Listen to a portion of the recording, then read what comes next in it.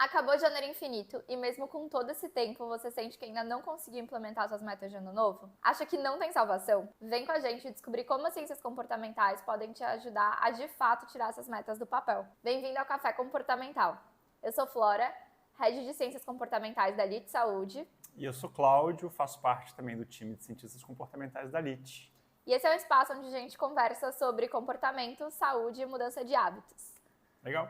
Bom, acho que a pauta de hoje, então, é justamente essas metas de ano novo, o efeito recomeço. A gente vai falar um pouquinho sobre o que torna uma meta uma boa meta, quais são essas técnicas ou melhores práticas, e entrar também nessa teoria de mudança de comportamento envolvendo a facilidade e a motivação. Boa. O que envolve esses processos. E aí, Cláudio, você fez resoluções de ano novo? Cara, fiz resoluções de ano novo. Vou fazer um curso esse ano, mas ele começa só em agosto. Então eu tenho que me preparar para ele até lá. Então eu já fiz um planejamento, já dei uma olhada no material que eu preciso cobrir até chegar a agosto, já planilhei, separei ali uns pedaços da minha agenda para me dedicar a isso. Estou bem animado. Legal. Já comecei. Que bom. E você? Aí sim. E você? Eu amo esse momento de refletir sobre o ano que passou e traçar as minhas resoluções do próximo ano. Acho que é um ritual que eu já tenho há bastante tempo. Legal. Então, e dá pra contar quais são essas resoluções de ano novo?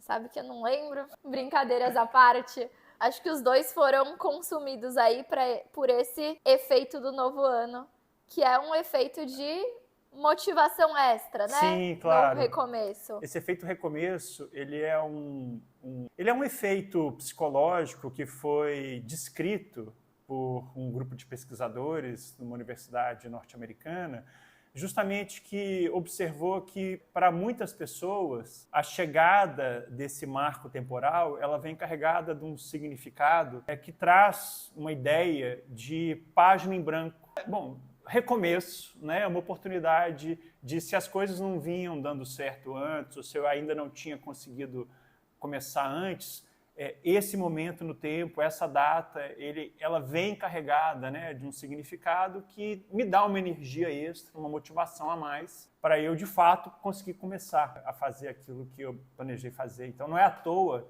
que muitas pessoas têm resoluções de ano novo, né, e usam esse período do ano para realmente começarem alguma coisa que já estava ali funcionando nos bastidores, mas que não tinha sido colocado em prática ainda, né? Mas é preciso também conversar sobre formas de fazer com que essas resoluções de ano novo elas sejam de fato colocadas em prática. Perfeito. Né? Então é um momento que, com o tempo, traz uma motivação extra, Sim. Né? Então o marco temporal dá esse poder a mais, digamos assim, de energia. Marco temporal que para algumas pessoas é essa virada de ano, para outras pessoas é a época do aniversário, para outras pessoas é o começo do mês, né? Ou o começo da semana, tá aí o efeito segunda-feira, né? A gente às vezes deixa para começar na segunda, justamente porque, né, a segunda é o começo da semana, né? Vem aí uma vontade, uma energia extra nesses momentos marcados no tempo para a gente de fato começar alguma coisa.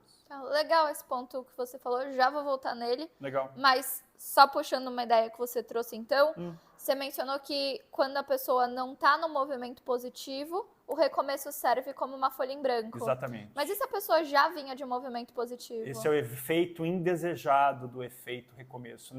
É uma consequência não pretendida do efeito do recomeço, que é justamente se a pessoa já vinha vindo numa rotina bastante organizada e bastante satisfatória em termos de relação dessa rotina com os objetivos da pessoa, pode ser que esses marcos temporais, não o começo do mês ou o começo da semana, mas esses marcos temporais que eventualmente vêm acompanhados de grandes mudanças na rotina, né? Por exemplo, festas de ano novo ou os preparativos para o aniversário e tal, isso pode trazer uma quebra naquela regularidade, naquela consistência, que façam que a pessoa, de repente, se veja menos funcionando numa velocidade um pouco menor ou com uma capacidade um pouco menor de fazer aquelas coisas que ela vinha fazendo com sucesso antes. Então, o efeito do recomeço, ele tem esses dois aspectos, né? Se você vinha meio parado, vem aí a oportunidade de dar aquela arrancada, né? aquela acelerada, mas você já vinha, né, num ritmo acelerado, o efeito recomeço pode dar uma freada no seu movimento e para muitas pessoas pode ser percebido como frustrante,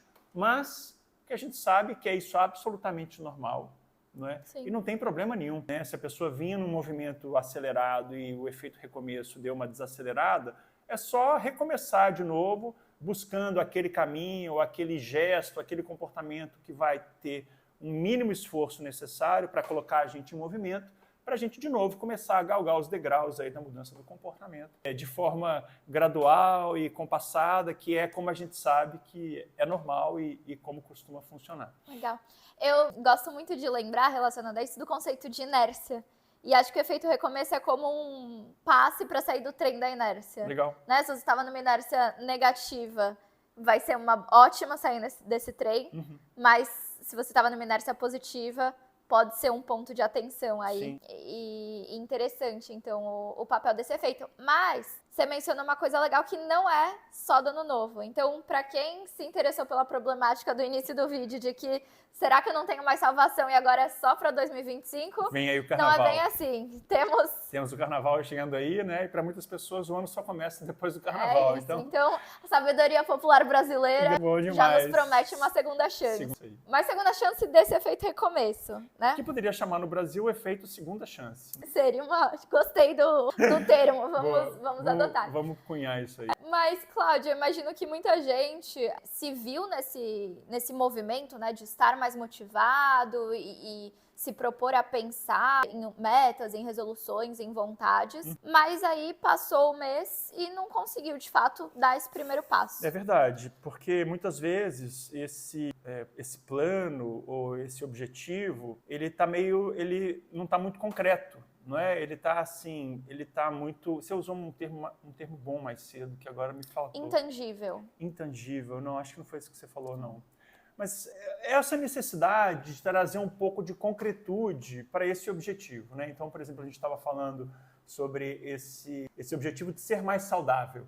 Né? O que é ser mais saudável? Né? Como é que a gente sabe, eventualmente, quando a gente for mais saudável, que a gente é mais saudável? Né? Então, como esse objetivo pouco tangível, muitas vezes fica meio nebuloso, né? Fica um pouco subjetivo demais, pouco concreto demais, se a coisa não começou a andar ainda, talvez porque, né, a coisa continua muito abstrata, uma estratégia é tentar tangibilizar ou concretizar esse objetivo em alguma coisa que seja, de fato, colocada em prática, né? E aí, para isso, a gente costuma conversar muito aqui na LIT sobre a oportunidade de você construir uma meta SMART. SMART é porque essas letras SMART são um acrônimo do inglês S de específico, M de mensurável, A de atingível, R de relevante e T de tempestivo ou temporal. Que isso faz com que a gente consiga, de fato, concretizar uma determinada ação em alguma coisa que fica visível, né? Assim, ela é bastante específica. Então, por exemplo, se nessa meta de ser mais saudável no ano de 2024, eu posso decidir que eu quero estar mais ativo do ponto de vista físico, né? Então, eu posso decidir que eu vou querer nadar 3 vezes por semana. É uma coisa bem específica, estar nadando por 60 minutos na Praia Vermelha 3 vezes por semana. Então, assim, tem esse aspecto específico. Já coloquei aí o aspecto mensurável, porque tem uma determinada frequência, tem uma determinada duração. Essa meta é uma meta atingível, porque a gente, nesse momento, está aqui perto da Praia Vermelha, então é perto, é fácil, eu sei nadar, então ela é atingível. Ela é relevante, porque eu gosto de nadar e eu sei que se eu nadar 3 vezes por semana, isso vai me levar na direção de ter uma vida mais saudável, e eu estabeleço que até o final de fevereiro eu tenho que estar nadando 3 vezes por semana. Então, são essas as características de uma meta SMART que faz com que, cara, ser mais saudável é uma coisa meio subjetiva, mas dar esse passo na direção de uma vida mais saudável é bastante específico, mensurável, atingível, relevante, tem uma data para acontecer, é um jeito da gente se colocar em movimento. Legal isso, Cláudio, porque acho que muitas vezes, nesse processo de resoluções de ano novo, a gente acaba fazendo uma lista de desejos. Sim. Né? Uma lista de intenções, de vontades, Sim. Que mais parecem, não sei, uma carta para o Papai Noel de eu quero ser mais saudável, eu quero viajar o mundo. Sim. E que é normal, acho que no processo de ideação de quem eu quero ser, qual vai ser minha nova identidade. Sim. Mas para a gente transformar essas intenções em ações, acho que é super importante ter uma concretude maior, até por esse seu primeiro passo, né? A meta, ela serve muito pra gente conseguir canalizar de uma forma mais objetiva para onde toda essa energia da motivação vai. Legal. E quanto mais específico a gente consegue ser, então todos esses elementos que você falou, né, é um super processo de planejamento, Sim. a gente até já acabou fazendo um trabalho de converter algo que estava meio difuso e fluido em um aspecto vinculado à nossa rotina, em que eu sei que tem um lugar para acontecer, eu sei que tem um momento, eu sei que tem uma ação. Sim. E isso facilita um pouco o custo mental, né, de tomar essa decisão. O que é ser saudável no meu dia, assim, no momento que eu posso agir? Sim, claro. E ser mais saudável, né, essa coisa que está distante no tempo, de alguma forma, é uma coisa sobre a qual eu tenho pouco controle. Perfeito. Não é? Ser saudável, então, seria o que a gente chama de uma meta de resultado, que é uma coisa que está mais ou menos fora do nosso controle. Sim. Ao passo que estar ativo fisicamente até o final de fevereiro seria uma meta de processo, né? Uma meta de meio de caminho, sobre a qual eu tenho um pouco mais de controle, né? Uma coisa na qual eu posso focar. Se eu vou conseguir ser mais saudável ou não, é uma coisa que o tempo vai dizer, mas se eu ficar olhando só para esse negócio de ser mais saudável lá na frente, fica difícil colocar alguma coisa em prática, né? Então, uma ideia razoável, que a gente também discute bastante na LIT, é quando a gente tem um plano, um projeto desses, assim, que parece meio distante no tempo, como é que a gente parte esse caminho comprido em trechos curtos, né, que a gente pode, de fato, ver o final dele, mirar nele e imaginar quais são os caminhos necessários ou os passos necessários que eu tenho que dar para conseguir atingir aquela meta de processo, né, aquele objetivo intermediário. Né? Perfeito. Acho que é bem bacana isso para não criar uma armadilha que só gera frustração. E aí que depois a gente quer fugir dessa meta, que era uma intenção que veio de um lugar muito bom, mas acaba não virando, né? Sim, e tem um outro aspecto muito interessante que é o seguinte: se eu planejo percorrer um determinado trecho desse trajeto cumprido, que o trajeto cumprido parece ser desafiador demais, ou parece que o negócio é longe demais, né? Mas se eu consigo cumprir esse primeiro passo, esse primeiro trecho, quando eu me dou conta, eu fui capaz de fazer aquilo. Né? Então, assim, ao longo dos trechos, desses pequenos trechos, a gente vai construindo uma autoconfiança, né? O que os teóricos do comportamento humano chamam de uma sensação de um senso de autoeficácia, né? Que a gente sabe que é uma coisa poderosíssima, que ao longo do tempo vai crescendo, crescendo, crescendo e fazendo com que a gente seja praticamente indestrutível. Aquela sensação de, eu sou capaz Exato. de fazer as coisas que eu me proponho. Eu dou conta, né? Assim, mas eu dou conta desse jeito. Né? Eu vejo a coisa grande, eu vejo o objetivo distante, eu já sei como é que a coisa funciona, eu parto, né, aquele processão em trechos curtos e que eu dou conta, né, de vencer cada um deles e vou dando conta de um depois do outro, depois do outro, depois do outro. Então, recapitulando, acho que é um processo de 4 etapas. Primeiro eu tenho uma intenção que vai se conectar com os meus valores, meus propósitos, minhas vontades, minhas necessidades. Sim. Eu converto essa intenção em uma meta, então algo que eu consiga medir e que talvez seja até uma meta de resultado, mas vai trazendo para um universo da corrida que eu sou muito familiarizada. Legal. Por exemplo, eu quero melhorar o meu tempo nos 10 quilômetros. Tá. Isso é uma meta de resultado. Tá. Só que o problema das metas de resultado é que a gente não tem total controle e que estão num longo prazo. Então, eu tenho 2 ferramentas para isso. Quebrar em metas menores num período menor de tempo, que sejam mais atingíveis. Legal. Para eu ir reforçando a minha motivação, minha confiança em mim mesma ao longo desse processo. E tendo um checkpoint para ver se eu estou indo na direção adequada. E também conversar com metas de processo, que são ações concretas que eu consigo fazer que vão me levar na direção desse resultado. Tá. Por exemplo, treinar 6 vezes por semana ou fazer musculação X vezes. Total, faz sentido. 4 passos para trazer uma concretude maior nessas metas. Bacana. Muito bom.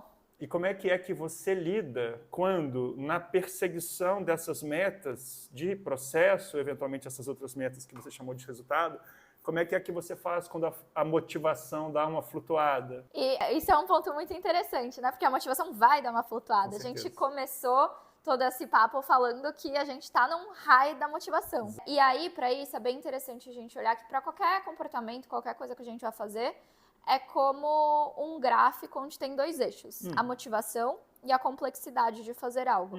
Quanto mais motivado a gente tá, mais a gente consegue fazer coisas difíceis. Quanto menos motivado, coisas mais fáceis. Quando a gente tá vendo que só na base da motivação não está fluindo, provavelmente tem um desequilíbrio aí desse ponto ótimo pro lado da facilidade. Então é legal a gente olhar se tem formas de simplificar esse primeiro passo, o que é muito comum quando é de fato, quando envolve esse primeiro passo. Porque, em geral, é mais complexo. Acho que a primeira vez que a gente vai fazer uma coisa sempre tem uma série de receios, né? Como vai ser, como eu vou me sentir, o que as outras pessoas vão pensar. Será que eu dou conta? Exato. Então, Será que vai ficar bom? Acho que tem esses receios subjetivos, ligados a incertezas, inseguranças, experiências prévias não positivas. E também uma dificuldade prática mesmo. Tipo, eu vou nadar pela primeira vez. O que é um treino de natação? Quantas séries eu faço? Por quanto tempo? Como é essa dinâmica, onde eu vou, que roupa eu coloco, como eu faço para o óculos não entrar água. Então, uma série de micro decisões que tem um custo. Então, a gente conseguir diminuir esse lado da complexidade acaba sendo super importante. Legal. Isso conversa com experiências suas? Claquete. Então, por exemplo, quando você vai dar um primeiro passo, às vezes já tomar todas essas decisões de antemão, já sabendo, por exemplo, em que momento do seu dia você vai inserir, pegando o exemplo do treino, né? Esse treino, ou onde você vai, qual é exatamente o treino. Às vezes pedir para outra pessoa passar para já matar uma série de incertezas, ou ir treinar junto com alguém que já faz isso. Sim. Porque aí você só copia.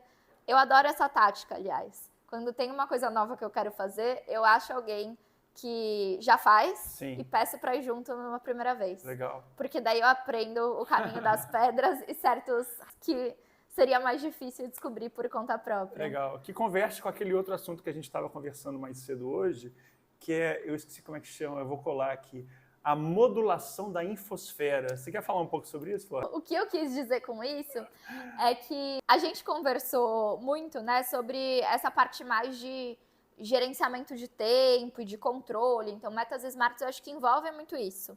Porém, eu acho que tem um outro lado que a gente pode olhar de uma forma mais orgânica para esses processos de mudança.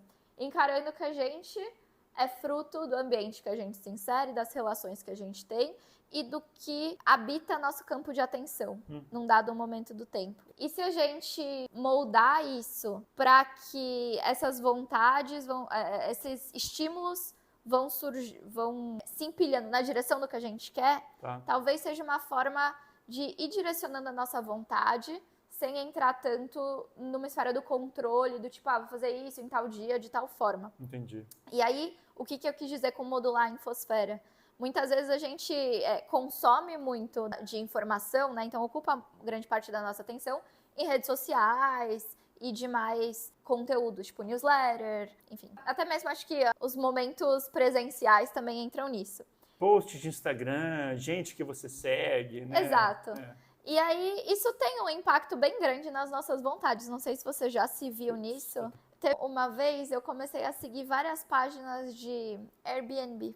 Lugares lindos, paradisíacos. Começou a me dar uma vontade de viajar. Sim. Virou até uma ansiedade, E é interessante ver como isso muda. Enfim, o meu ponto nisso tudo é que você pode fazer um uso deliberado, instrumental desses gatilhos, né, dessas pistas que você está topando com elas aí ao longo do dia nas suas redes sociais, para ir fazendo crescer dentro de você ou informação, ou as etapas necessárias, ou eventualmente se você não tem esse amigo, essa pessoa que você vai fazer junto, aquela coisa que você falou no começo, você pode ir acompanhando pessoas que vão fazendo coisas, né, daquele tema que te interessa. Me veio aqui na cabeça agora, não sei porquê, kitesurf. Eu fui outro dia no almoço e tinha um cara que faz kite.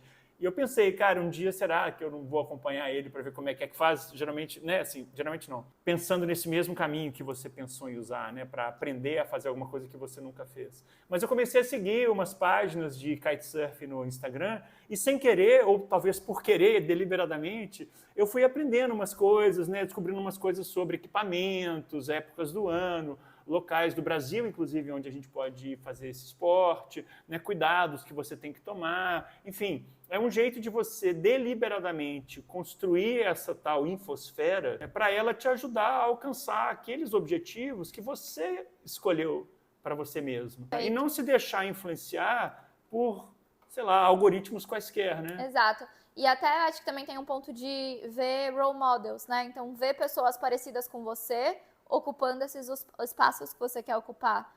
E que isso ajuda nessa nossa capacidade de projeção futura de onde eu estarei e aumenta a nossa colega autoeficácia que falamos no começo. Então, essa também é uma das formas de aumentar. Então, acho que também tem esse papel interessante. Legal. Então, a gente falou sobre esse momento do ano, né, em que a gente está energizado, talvez de uma forma um pouco aumentada, né, por conta do tal do efeito recomeço, com uma motivação aumentada e esse momento, né, específico em que a gente pode aproveitar esse excesso da energia para o movimento e canalizar na direção de começar alguma coisa. Uma ideia, né, de começar alguma coisa é tentar partir esse objetivo mega, grande, que às vezes está um pouco distante, um pouco grande demais, em coisas, trechos ou fatias menores que são possíveis de serem abocanhadas, né, e dar conta delas. E um jeito de fazer isso é usando as metas SMART. Outro jeito de fazer isso é, ao invés de usar metas de resultado, transformar, né, essa coisa grande em metas de processo para a gente ir alcançando aos poucos ao longo do tempo. E o outro jeito que a gente conversou é uma forma de deliberadamente criar pistas, criar gatilhos no nosso espaço mental para mobilizar e, né, assim, mostrar caminhos para a gente canalizar essa energia do começo do ano para, de fato, fazer alguma coisa concreta. Perfeito. E aí, o que mais que pode ser um impeditivo para colocar essas metas em prática? Faço a menor ideia, conta para mim. Eu acho que é se as metas tiverem um problema por si só. A meta tiver um problema por si só? Exato.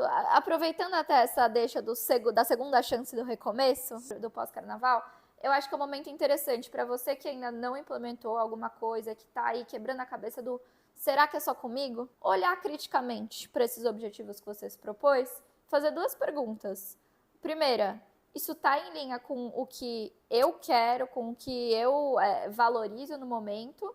Ou foi meio que fruto de uma influência de que outras pessoas falaram que era bom eu fazer? Ou até pegando isso da infosfera de estímulos, né? Que eu vi muita gente fazendo. Outro dia eu estava até conversando com uma pessoa que falou tanto de tô aqui vislumbrando a possibilidade de fazer uma maratona, mas não sei se eu quero ou se é meio a onda do hype de vários amigos meus terem feito. Entendi. Você está falando então sobre aquela questão de se tem um negócio que está na minha cabeça que eu quero fazer, se está difícil de eu fazer, se é porque eu quero mesmo fazer aquilo ou se eu estou fazendo aquilo por influência de terceiros. Exato. E eu acho que tem um outro ponto que está ligado à falácia do planejamento, que é um pouco esse viés cognitivo, né, da gente achar que vai dar conta de fazer mais coisas do que realmente é possível. Sim, ou achar que uma determinada tarefa vai demorar menos tempo para ser cumprida, né? Exato. Para ser completada. E acho que isso conversa nesse movimento de resoluções de ano novo, porque a gente tende a listar um monte de coisa que a gente não fez na vida inteira e achar que em um horizonte temporal de um ano vai, sem pensar no que sai. E aí entra muita coisa, Sim. Por exemplo, vou nadar 3 vezes, fazer musculação 3 vezes, jardinagem não sei quantas, fazer kite no final de semana. E o que sai para comportar tudo isso? Porque o tempo é a variável transversal disso tudo. Sim. Então, às vezes, trocar esse exercício de bolar metas para entradas e saídas. O que entra nessa situação e o que sai. E eu acho que foi um processo bem interessante desse ano, né, nessa virada, de eu ver que muita coisa que eu me propus a fazer no ano passado, eu avancei, mas eu não concluí. E que tudo bem, porque por que precisa durar esse horizonte temporal de um ano? Entendi. Talvez só signifique que são movimentos que estão acontecendo na minha vida e que fazem sentido continuar acontecendo. O que vai contra, talvez, até aquele aspecto da meta SMART de colocar um prazo final para definir. Sim. Mas eu acho que é interessante a gente... São ferramentas, e como toda ferramenta de gestão de tempo, de produtividade, de mudança de hábitos, vale entender quando melhor funciona cada caso. Tá. Mas o que não quer dizer também que no atingimento desse seu ideal, ou desse seu projeto, né, que você achou que ia ser cumprido ao longo de um ano, mas que você está se dando conta que não deu tempo, né, que você vai ter que esticar um pouco mais o prazo para atingir esse resultado, não quer dizer que você não fez nada em cima daquilo, né? Com certeza. Você foi trabalhando, foi dando passos ali, foi percorrendo trechos. Você só talvez tenha achado que cumpriu o trajeto todo num período de tempo mais curto. E precisa recalibrar a sua expectativa, entendendo que não, você continua a precisar você continua a precisar, não. Você precisa continuar avançando na direção desse objetivo, porque, afinal de contas, é mais difícil do que você imaginou, está mais longe do que você tinha planejado, mas ele continua lá e você pode continuar perseguindo ele, se ele continuar sendo relevante, porque também tem isso, né? A gente muda, né? E um negócio que era relevante em determinado momento, de repente passa, né? Passa o tempo, passa a vida, outras coisas aparecem no meio do caminho, alguma coisa que era relevante deixa de ser e a gente tem que desistir. E aí, Cláudio, vou pegar esse gancho para já dar um spoiler da nossa próxima conversa, então, que é justamente como garantir a constância desses novos comportamentos. Muito bom. Te esperamos na próxima. Até a próxima. Até tá.